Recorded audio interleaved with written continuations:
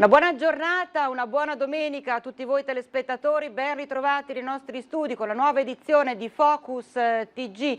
Insomma, entra in vigore il DPCM a brevissimo, entra in vigore da ieri invece l'ordinanza del governatore Zaia che vieta spostamenti tra comuni dalle 14 di tutti i giorni. Questo, ricordiamo, sarà funzionante, sarà valido fino al prossimo 23 dicembre, poi si partirà con le limitazioni decisamente più restrittive che saranno imposte dal governo che ormai tutti quanti conosciamo. Intanto è proprio lo stesso governatore Zaia che torna a puntare l'attenzione in maniera forte, in maniera potente proprio sulla questione dei ristori.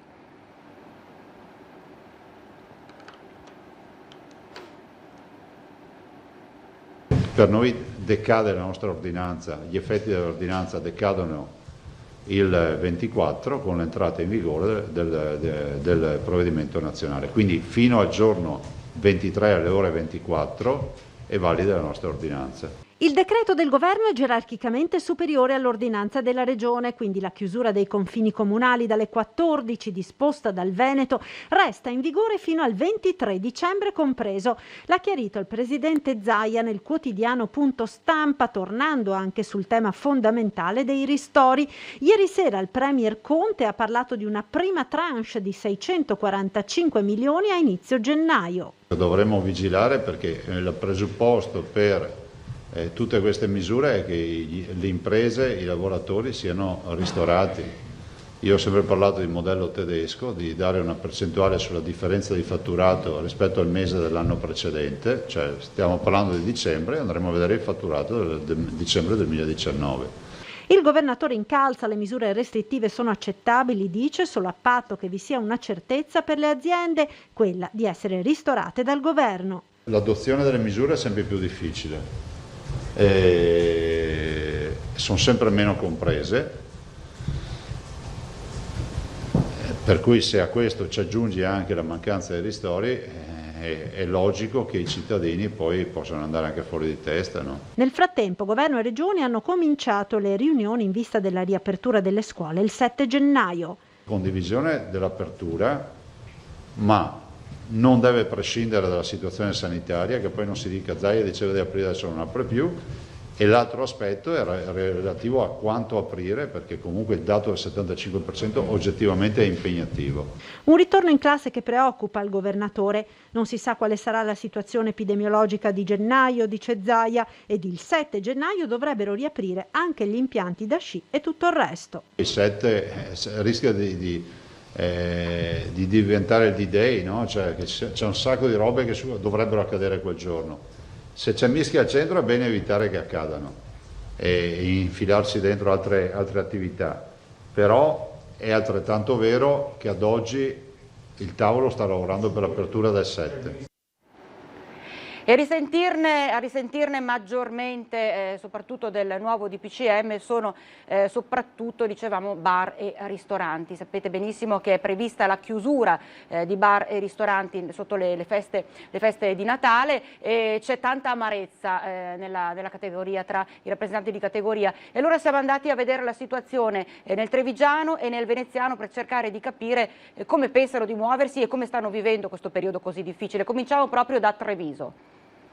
Mancava solo l'ultima stretta, quella natalizia, su bar e ristoranti coinvolti dal pacchetto delle nuove misure restrittive del decreto Natale, che ne prevede la chiusura dal 24 dicembre al 6 gennaio, escluso l'asporto e la consegna a domicilio. A poche ore dall'annuncio del Premier fioccano le cancellazioni e monta la rabbia. Noi abbiamo ricevuto ovviamente le disdette per i giorni delle feste, dove avevamo già praticamente riempito quasi tutti quanti i nostri locali. Per questo motivo avevamo ordinato la merce che questa mattina ci vediamo costretti a cancellare, e quindi ci sono molti produttori e molti distributori che andranno veramente in difficoltà, perché si troveranno i magazzini pieni, soldi a dover restituire o comunque da non incassare, e per loro non è previsto nessun aiuto. Tra rabbia e rassegnazione, baristi e ristoratori lamentano aspettative disilluse. Ricordiamoci che a ottobre ci avevano detto portate pazienza, stringiamo adesso per goderci il Natale, è arrivata invece la chiusura anche a Natale, quindi adesso ormai è rassegnazione, perché purtroppo sappiamo che con questa chiusura molti di noi non vedranno il gennaio del 2021. Provvedimenti tardivi che si accavalcano accavallano, dicono, contribuendo al clima di incertezza. L'accavallamento di decisioni, ecco, porta a una grossa indecisione sia da parte nostra che alla fine io ieri ero attaccata alla televisione alle 10:15, finalmente sono riuscita a capire cosa fare, se riuscivo a lavorare anche nei giorni post natalizi fino al 6 di gennaio. Era molto meglio chiudere a novembre, che comunque è un mese morto per noi ristoratori, e poi a dicembre almeno farci godere un po' di lavoro, anche se, ripeto, la chiusura alle 18 per noi comunque è un danno notevole, e quindi questa chiusura totale non è che poi cambi tanto a noi. E anche nel veneziano situazione di baristi e ristoratori è altrettanto drammatica, c'è tanta amarezza, si diceva poco fa. E tra l'altro la cosa che fa più rabbia, e ne aveva parlato, abbiamo sentito anche il governatore Zaia, è che si stanno ancora aspettando i ristori, cioè non si parla ancora di ristori proprio per loro, per cercare di venire incontro alle loro esigenze. Sentiamo. Chiaramente ci mette in difficoltà, non c'è ombra di dubbio, soprattutto in questo periodo. Noi poi abbiamo appena aperto. Ma ormai sembrava imminente tutto ciò, sapevamo già da tempo che era, però d'altronde mali estremi rimedi. Ci creano tanti problemi, è sempre più difficile risolverli e quindi si lavora anche malvolentieri. Se finora hanno lottato e sperato, baristi e ristoratori oggi sono rassegnati. In modo provocatorio, il noto ristoratore Ceolin ha affisso fuori dal suo neonato locale in centro a Mestre una decina di cartelli con i divieti degli ultimi mesi. È evidente che l'ultimo tassello che era rimasto era il pranzo di Natale. Ora mi ritrovo a dover anche immaginare di restituire gli acconti di chi aveva prenotato. È un disastro, non è che vi siano molte altre parole da esprimere, tanto più che è l'ultimo tassello di una situazione veramente ormai difficile da reggere. Stiamo parlando dei 15 giorni più importanti di tutto l'anno per la ristorazione, cioè le festività, è come dire, è sempre domenica. Ad oggi molti non hanno ancora ricevuto alcun ristoro. Lei ha ricevuto ristori nel frattempo? No, assolutamente no. No, per il momento ancora no. Finora no. E quindi siamo ancora in attesa di... Sono ancora in attesa del ristoro promesso il 24 di ottobre dal Presidente del Consiglio. Oltre il danno, la beffa, e per Ceolin non resta che salvare il salvabile. La cosa più significativa che farò da oggi fino al 23, che è l'ultimo giorno ammesso di apertura, sarà regalare ai passanti i Pandoro che avevo evidentemente acquistato in abbondanza per tutto il periodo delle festività. C'è però un grande rammarico. Troppe batoste e soprattutto il senso di abbandono, non solo da parte delle istituzioni nella realtà, quindi a cominciare dal governo, ma anche da parte, io direi, della cittadinanza tutta. Insomma, c'è questa sorta di considerazione che questo mestiere, forse è stato vero nel passato, ora non potrebbe, anche volendo esserlo, sia fatto di commercio in nero, eccetera eccetera, ma non è così in realtà, non è più vero. Sì, abbiamo sentito dunque, c'è parecchia amarezza e c'è tanta preoccupazione da parte di tutte queste persone che si troveranno una riduzione importantissima di lavoro proprio nel momento in cui avrebbero potuto decisamente tirare una boccata d'aria. Ci separiamo per qualche istante, c'è la pausa tra pochissimo.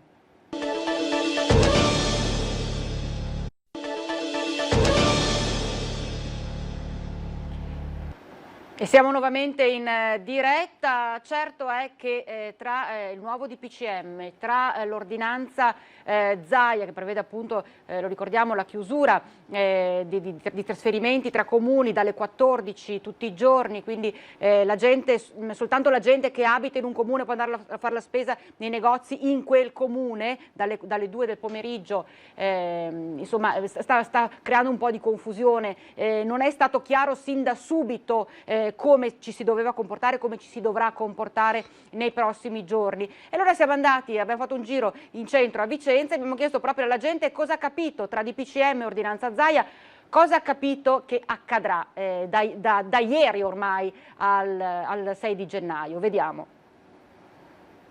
Lei ha capito quando si può muovere o no? Sì, un po' di confusione. La linea guida è che vogliono che non ci sia assembramenti, quella è la sostanza.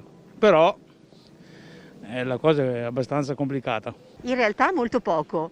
Ho capito che ci sono dei giorni rossi e dei giorni Zaia, chiamiamoli così, che sono gli arancioni in cui in realtà noi dovremo tornare verso le 14, dovremo rientrare nella propria abitazione alle 14. Ma lei ha capito quali giorni?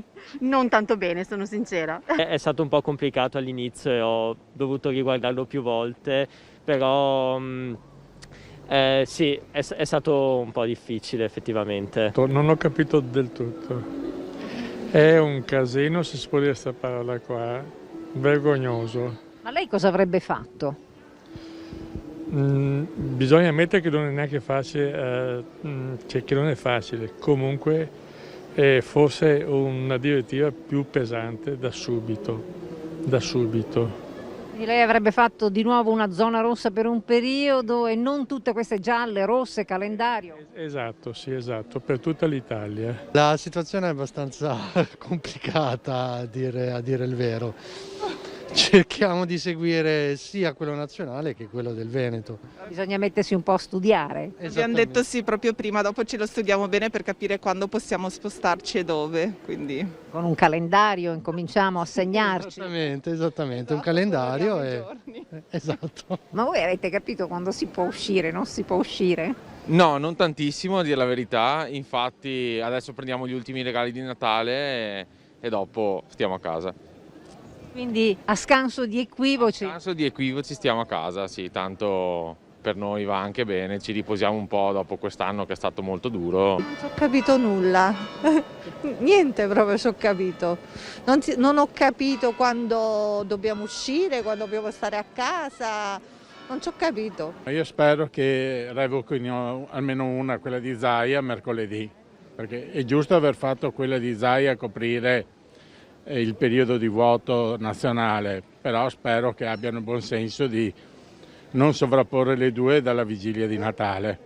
Secondo me Conte non ci capisce niente. Il giorno 4 è rosso, il giorno 5 è arancio, il giorno 6 è verde. Ma che siamo, peperoni qua? Decisamente tanta confusione, quella che si sta creando. Più che altro bisogna mettersi lì di buona volontà, di buona lena e leggersi bene quello che è stato appunto descritto e definito sia da Roma che dallo stesso Zaia. Insomma, un po' di impegno bisogna mettercelo anche noi per cercare di capire come e cosa c'è scritto esattamente nei vari dettami stabiliti sia da Roma che da Venezia, quindi da Zaia. Intanto si diceva sabato 19 dicembre, quindi proprio ieri alle 14 è scattata l'ordinanza di Zaia. Abbiamo fatto un giro nel tardo pomeriggio in centro storico a Bassano, che sappiamo soprattutto il sabato essere letteralmente presa d'assalto sia dagli stessi bassanesi ma anche proprio da turisti eccetera eccetera. Fatto sta che il sabato pomeriggio di ieri era decisamente diverso da quello degli sabati precedenti, delle scorse settimane, quindi prima che scattasse l'ordinanza del governatore Zaia. Vediamo. Siamo in zona Terraglio a Bassano nelle prime ore di applicazione della nuova ordinanza regionale, quindi in teoria in centro città ci sono solo dei bassanesi. I locali di questa zona sono meno affollati rispetto ai sabati precedenti, probabilmente un po' di timore, un po' di prudenza in più in vista della zona rossa dei prossimi giorni. Scendiamo lungo via Matteotti, direzione Piazza Libertà, qualche famiglia a passeggio con gli animali, alcune coppie, qualche acquisto di Natale nell'ultimo sabato che precede la festività, ma meno gente rispetto ai sabati scorsi, anche grazie alle temperature non così rigide di questo ultimo sabato prima di Natale.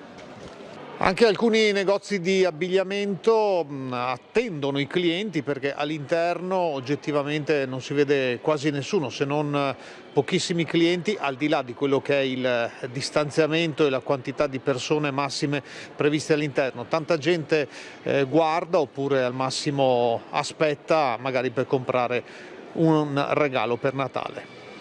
Sbuchiamo in Piazza Libertà dove invece un paio dei locali presenti qui all'angolo del municipio hanno negli ultimi minuti di apertura fino alle 18 hanno ancora molta clientela presente e seduta regolarmente solo al tavolo. Una Bassano tardo pomeridiana dunque relativamente tranquilla, anche con tanti spazi vuoti nei plati attici all'aperto che non si vedevano in realtà nei sabati precedenti, quando in vigore c'erano sostanzialmente le stesse norme di oggi. Attendiamo di vivere anche le giornate rosse e arancioni, i festivi e i prefestivi rossi, e gli arancioni i giorni feriali, e simbolicamente col Ponte Vecchio alle nostre spalle speriamo di passare prima possibile questi momenti di difficoltà e questo 2020 segnato dal Covid. Questo è un giro dunque per il centro di Bassano del Grappa sabato pomeriggio, il primo sabato in cui è entrata in vigore l'ordinanza ZAI. Abbiamo fatto un giro anche in pieno centro a Padova, dove in realtà si sono registrate anche in centro città parecchie presenze in meno rispetto ai fine settimana precedenti. Code ai varchi, le richieste degli automobilisti a vigili, polizia e carabinieri. In pochi passano, in centinaia respinti tornano indietro. Gli effetti della chiusura del centro storico al traffico, deciso dal sindaco Sergio Giordani per preservare la città dall'assalto da shopping, ha provocato ingorghi lungo le principali vie d'accesso alla città. L'obiettivo era quello di evitare l'invasione prenatalizia e gli assembramenti visti lo scorso fine settimana. Sono le 13:30 dell'ultimo sabato prima di Natale, Canton del Gallo, via Roma, via dello shopping. Questa è la situazione. Il mercato di Prato della Valle, piazze e vie del centro, la gente c'è e continua ad arrivare, ma non si raggiungono i livelli visti il fine settimana scorso. Molti non rinunciano al pranzo nei bar di Piazza della Frutta e delle Erbe dopo la seduta di shopping. Secondo alcune prime stime del comune di Padova sembra si sia registrato un calo di presenze del 30%. Beh, c'è molta meno gente in giro, quindi si vede che è servito sicuramente. È giusto che ci siano delle restrizioni perché è molto importante salvaguardare la sicurezza dei cittadini. Ho visto meno gente rispetto agli altri giorni, anche nelle aule studio per esempio, che torno dall'aula studio c'era molta meno gente, questo sì. Non mi sembra che sia molto rispettata il fatto di non circolare durante il weekend. Ho sempre avuto l'impressione che queste vie siano state molto più affollate dal momento in cui vi è stata appunto questa... Secondo me serviva qualcosa di meno rigido, doveva diluire, perché siamo tutti qua, tutti insieme. Io lavoro 6 giorni alla settimana, mi restano 2 ore e non ho ancora preso niente per Natale. Prenderò tutto in internet. Chi ha potuto ha raggiunto i negozi a piedi o in taxi, controlli anche sui mezzi di trasporto pubblico. Tranquilla invece la situazione in stazione, molti meno i treni in partenza, binari deserti, pochissimi viaggiatori e anche all'esterno controlli dei militari. E oltre a Padova, proprio restiamo a Padova, in città, all'ordinanza regionale scatta anche l'ordinanza del sindaco Giordani, che prevede tra l'altro una sorta di varchi d'accesso al centro e la chiusura di tanti parcheggi. Non vale il fatto della parentela oggi e domani, perché è una cosa del sindaco questa purtroppo. Mi dispiace. Ore 10 del mattino, il centro di Padova viene chiuso alle auto, scatta l'ordinanza restrittiva del sindaco Sergio Giordani che fino alle 19 durante tutto il fine settimana impone il divieto di entrata di auto e qualsiasi mezzo a motore nell'area del centro storico. Tra Viale Codalunga e Via Trieste, uno dei varchi principali, fin da subito si sono formate code di automobilisti. La pattuglia della polizia locale spiega le regole.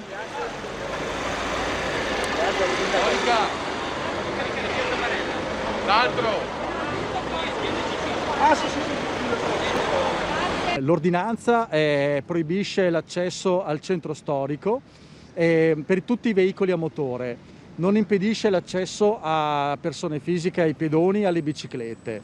Ovviamente, come tutte le ordinanze, all'inizio ha creato dei rallentamenti alla circolazione, ma adesso che è attuata progressivamente sta andando molto meglio. Il centralino della centrale operativa è subissato di telefonate, ma le regole sono chiare, si può entrare solo per questi motivi. Sono riprese le classiche 3 motivazioni del DPCM Conte, che sono motivi di salute, motivi di lavoro o di necessità. Dopodiché i residenti sono autorizzati ad entrare e uscire, chiaramente come le persone che lavorano o hanno necessità di recarsi per motivazioni particolari all'interno del centro storico. L'ordinanza del sindaco ha imposto la chiusura anche dei parcheggi della Prandina, di quelli del capolinea nord di Ponte Vigo d'Arzere, del capolinea sud della Guizza e di Piazza Insurrezione. I varchi della ZTL inoltre saranno attivi 24 ore su 24. E subito dopo la pausa andiamo a vedere la situazione dei nuovi contagi Covid, vi mostrerò il report inviato come sempre puntualmente da Azienda Zero. C'è la pausa.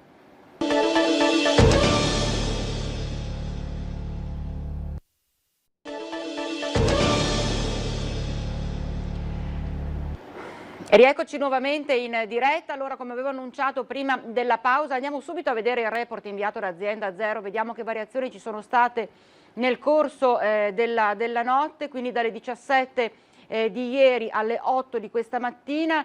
Nuovi casi positivi sono 2.234, un totale, questo è il dato cumulativo, di casi positivi con tampone 216.923.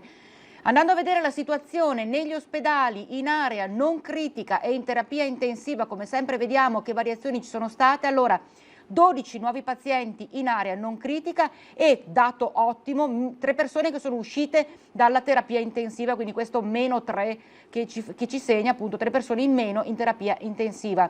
Nello specifico i positivi ricoverati in area non critica in totale sono 2.627 e il totale delle persone in terapia intensiva positive sono 339. Purtroppo c'è sempre il numero dei decessi che fa riflettere parecchio, e sono 14, solo nella notte si sono registrati questi 14 nuovi decessi, e questo è sempre un dato che fa davvero pensare per quanto riguarda questo contagio, questa epidemia.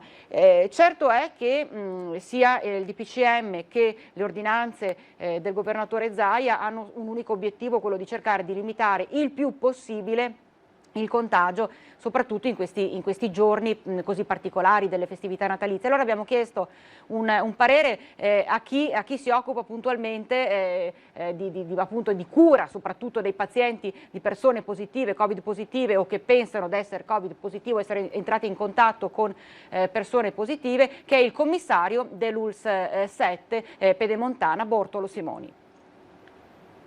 Assolutamente necessario. Io mi sento di esprimere quello che viene dal mondo della sanità, dai professionisti, medici, infermieri, tutti invocano misure restrittive, perché chi sta dalla parte dell'assistenza e vede i danni e le situazioni che causa il Covid non ha dubbi, bisogna fermare questa epidemia. Stando fuori per strada e magari facendo la vita sociale normale, non si tocca da vicino. Andando dentro gli ospedali e guardando le immagini di quello che succede, di quello che capita ai pazienti, sono tanti, ma non solo anziani, però il virus fa veramente, sta facendo tanti morti e sta causando delle malattie anche importanti in una percentuale di popolazione.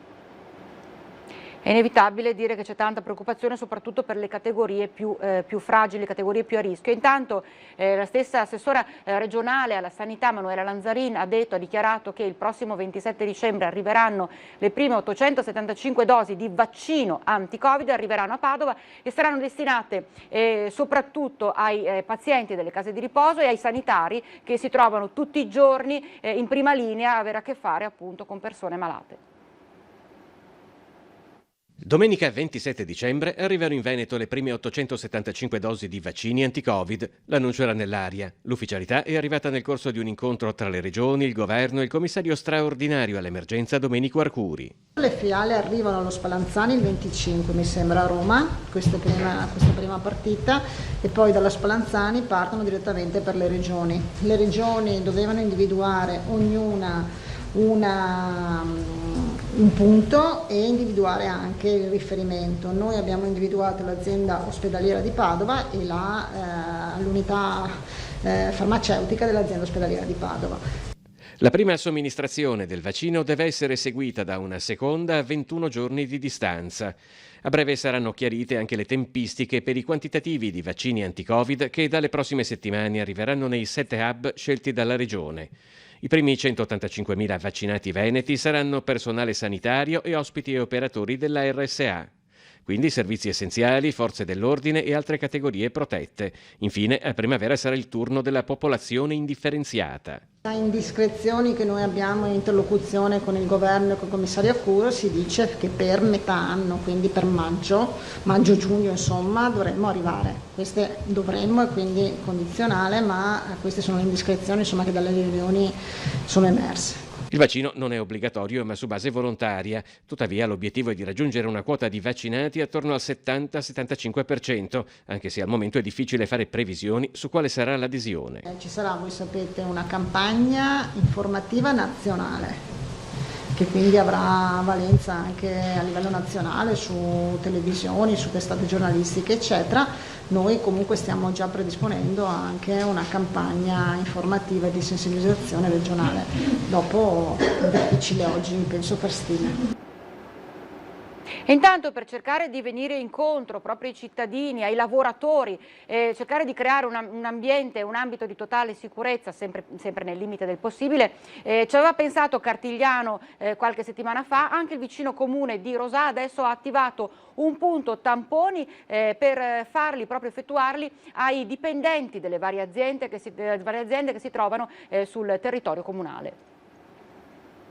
Anche Rosà punta su uno screening rinforzato per tenere sotto controllo i dati epidemiologici del coronavirus nel suo territorio. È un modo particolare di stare vicino alle aziende, un modo di sentirsi vicino soprattutto e dare un servizio a costo quasi nullo per le aziende, ma soprattutto un servizio che vogliamo dare per dare un'ulteriore mano anche all'azienda sanitaria nello screening totale delle persone. È un aspetto che abbiamo valutato assieme alla farmacia comunale, che stiamo collaborando assieme, che coordina un po' tutto l'aspetto tecnico, e l'abbiamo fatto qua in centro a Rosà appunto per dare la possibilità di avere uno spazio con parcheggi più agibili e naturalmente un'area molto più accessibile.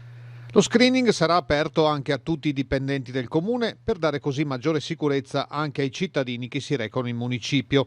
L'iniziativa è rivolta a tutti i dipendenti delle aziende che hanno sede nel territorio di Rosà. Il comune metterà la maggior parte della spesa, le ditte contribuiranno con una quota minima in base al numero di addetti. Ci separiamo per il break.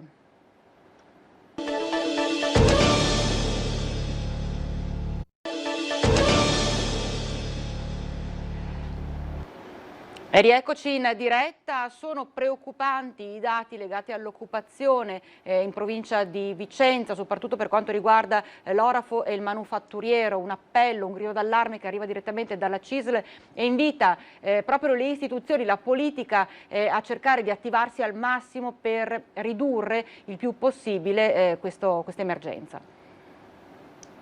Quali sono i settori economici che in provincia hanno sofferto di più la crisi economica? Se dividiamo il numero di nuove assunzioni per settori produttivi e facciamo un confronto dei dati al secondo trimestre 2020 sul secondo trimestre 2019, il calo risulta del 29,7% da un anno all'altro.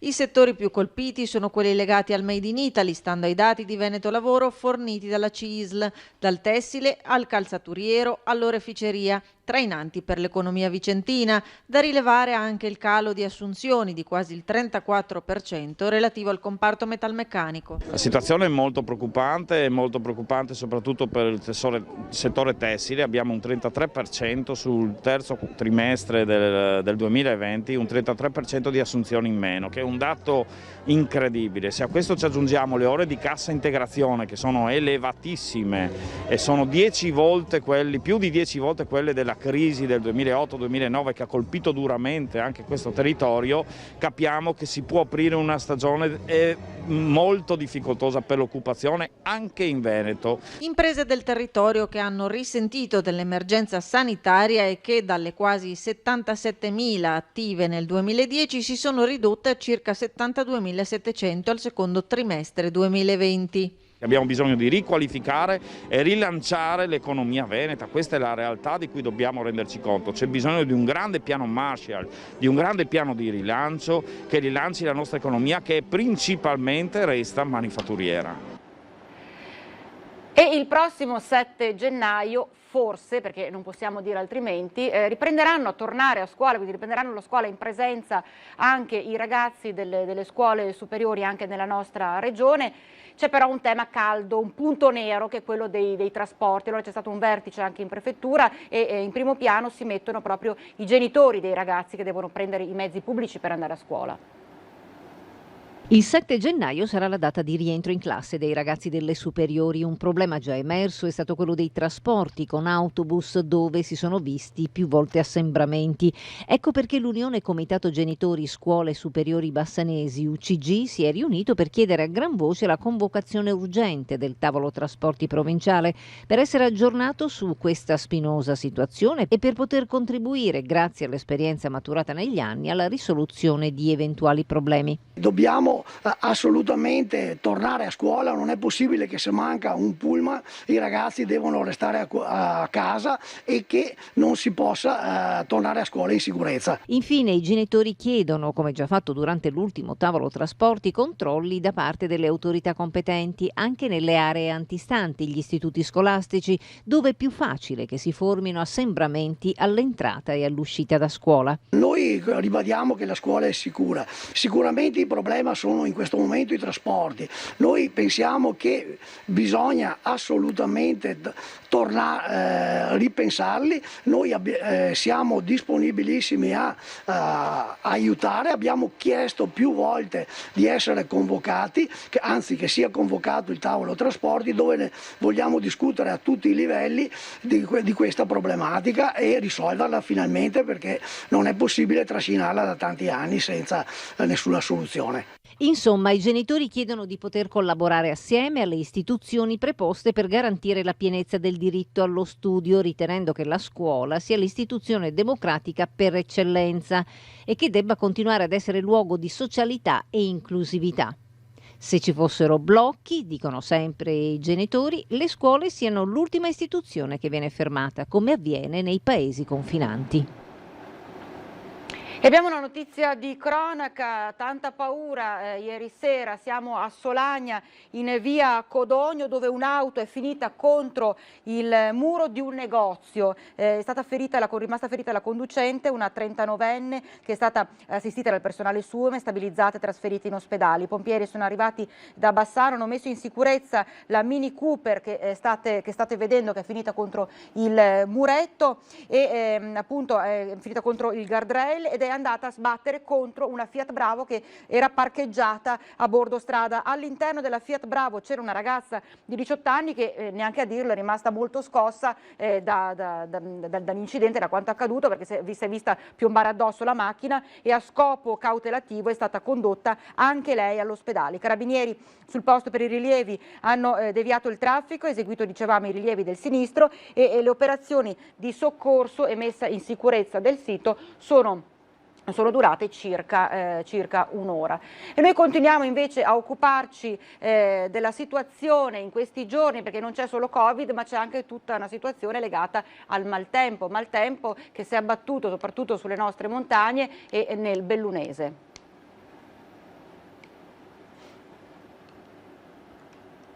Abbiamo discusso sul futuro e sui danni provocati dal maltempo a dicembre, che equivalgono a 40 milioni di euro. A tanto monta l'ennesima conta dei danni dell'ultima ondata di maltempo che ha investito la provincia di Belluno, ferita da allagamenti e frane, isolata da nevicate eccezionali che hanno causato ripetuti blackout e issato muri invalicabili fra i paesi delle terre alte. Ieri a Roma una delegazione della provincia di Belluno ha incontrato il ministro Federico D'Inca per presentare alcune questioni prioritarie del territorio.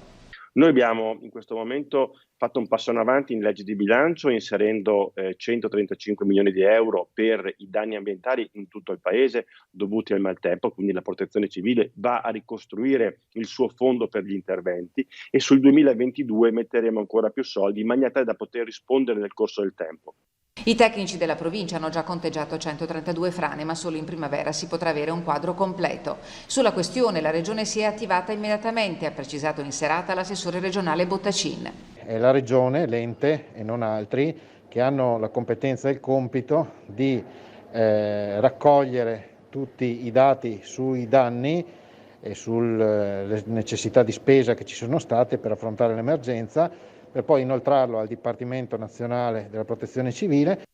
Con il Ministro però la delegazione bellunese ha affrontato anche i temi delle reti elettriche e della viabilità, oltre che delle priorità infrastrutturali del territorio, su tutto il completamento celere delle opere per Cortina 2021 e le Olimpiadi 2026, la provinciale 251 della Val di Zoldo ancora chiusa e la circonvallazione di Feltre. L'incontro è stato l'occasione per affrontare il tema attualissimo della crisi del sistema turistico della montagna, per il quale la provincia ha chiesto un aiuto per strutture ricettive e attività turistiche, alle quali ha confermato il Ministro D'Incà già da gennaio sarà erogata una prima tranche di ristori. E restiamo nel bellunese. Tra ieri e oggi un po' nei capoluoghi di tutta Italia si sta svolgendo la marcia della liberazione contro la strumentalizzazione del diritto alla salute. In piazza dei Martiri si sono verificati invece decisamente dei tafferugli, più che altro c'è stata una strumentalizzazione di questa sbandierata richiesta di pacificazione. Io faccio le domande lei a sceglie tutte poi in uguali. fase di montaggio cosa mandare in onda. No, se io faccio esattamente le stesse domande, lei non si intromette nel mio lavoro. L'appuntamento in piazza per la giornata del risveglio è stata organizzata in molti capoluoghi italiani dal gruppo Marcia della Liberazione, che oggi a Belluno ha perso l'occasione per esporre in piena libertà le proprie ragioni, impedendo alla nostra troupe di svolgere il proprio lavoro, che è quello di fare domande. Se il mio collega non è tecnico quanto me, non ne sa quanto me, io lo metto in condizione di dare una risposta. Allora lei si erga a portavoce di tutte le persone che in questo momento sono in questa piazza per spiegare, per avere cos'è il voce unica, pensiero unico. L'obiettivo del raduno in Piazza dei Martiri è quello di contestare al governo la violazione delle libertà costituzionali della persona. Molti tra i partecipanti, successivamente identificati dagli agenti della Digos, si sono infatti presentati senza mascherine. Devo respirare, perché da che mondo è mondo noi siamo fatti per respirare, dobbiamo respirare. Non ho capito a cosa serve questa mascherina. È un segno di oppressione, è un segno di oppressione la mascherina. È un obbligo di legge. La legge se è legge non vuol dire che per forza è giusta? Se vogliamo parlare di legge, la mascherina è un dispositivo medico. Essendo un dispositivo medico, se lei mi vuole obbligare ad indossarlo, equivale ad un trattamento sanitario obbligatorio che segue la legge del 92, non i DPCM che valgono poco più di una circolare ministeriale. Dal banchetto con il megafono parole di contrarietà nei confronti delle limitazioni imposte da legge e DPCM. Si sono oltrepassati i limiti per un paese democratico, hanno riferito i partecipanti alla manifestazione, dimenticando che la libertà di stampa come la libertà di parola e di pensiero sono sanciti costituzionalmente dall'articolo 21, che in Piazza dei Martiri è stato violato. La stampa non monopolizza il nostro spazio, la ringrazio. Io sono qui a fare il mio lavoro, e lo sto facendo per voi. E lo sto facendo per voi. Il lavoro che hanno fatto è stato disinformare e spendere solamente terrore mediatico. Se informare e rendere noto quello che sta accadendo, mostrare alla gente quello che sta accadendo viene bloccato, alla faccia della libertà d'azione e di pensiero. Abbiamo sentito la collega Tiziana Bolognani, tra l'altro hanno trovato pure lei che di carattere ne ha parecchio, quindi per fortuna hanno trovato lei, c'è da dire. Adesso invece vedo se riesco, l'assessore di Asiago Nicola Lobbia ci ha inviato, vediamo se riusciamo a mandarvi questa immagine, chiedo alla regia se riesce, eccola qua. Questa è Asiago oggi. Ricordate le immagini che vi avevamo mostrato qualche domenica fa, un Asiago presa letteralmente d'assalto dai turisti? Ecco, questa è oggi Asiago, ci sono pochissime persone che appunto si sono recate in centro della città, il corso è praticamente vuoto e lo stesso Assessore Lobbia, dicevamo, è intervenuto e vediamo se riesco, ci ha inviato al proposito un videomessaggio in cui ci spiega la situazione e dice bene che ci siano questi decreti, bene che ci siano queste ordinanze, certo è che però la politica non deve assolutamente dimenticare il ruolo fondamentale e basilare che ha la nostra montagna. Allora sentiamo l'assessore di Asiago Nicola Lobbia. L'ordinanza regionale emanata dal governatore Zaia ha sortito certamente gli effetti da loro desiderati, quello di contingentare gli accessi verso le aree turistiche, verso la montagna e in particolar modo verso l'altopiano di Asiago dei 7 comuni. Oggi difatti registriamo pochissime presenze. ma non ha in nessun modo risolto quello che è il problema centrale della questione legato agli assembramenti, perché abbiamo visto nei centri cittadini affollarsi la gente per concludere i regali e gli acquisti natalizi. Il DPCM che regolamenterà le nostre feste è molto restrittivo, però voglio ricordare che tutti coloro che dispongono di una seconda casa potranno raggiungere l'altopiano di Asiago dei 7 Comuni. Certamente non è un invito all'assembramento, ma un invito a sostenere anche quello che resta di questa economia legata al turismo. Un turismo che ha bisogno di sostegno di tutti, anche dei nostri politici e dei nostri governanti. Per noi la montagna è vita. Abbiamo sentito questo forte appello che ha lanciato l'assessore di Asiago Nicola Lobbia per cercare in tutte le maniere di rendere importante e rivalorizzare la nostra montagna anche dal punto di vista economico. Questo per il momento è tutto, il nostro notiziario si chiude qui, grazie per averci seguito, l'appuntamento come sempre questa sera con i vari notiziari TG Bassano e TG Vicenza e vi auguro un buon pomeriggio, arrivederci.